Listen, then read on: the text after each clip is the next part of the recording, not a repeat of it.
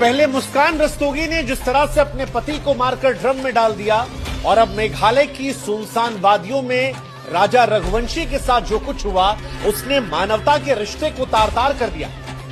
क्योंकि जो कुछ हुआ वो सिर्फ हत्या नहीं थी, वो उस भरोसे की चिता थी जिसे हम और आप शादी का नाम दें। क्योंकि कातिल कोई बाहर से नहीं आया था, यह कातिल उसी सिंदूर में छिपा था जिसे प्यार का प्रतीक माना गया। राजा की शादी की तैयारियों की तस्वीरें देखकर मन सिहर उठता है।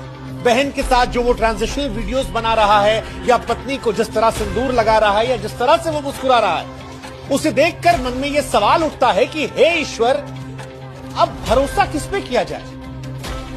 क्योंकि शादी 7 जन्मों के वचन की कहानी अब नहीं लगती।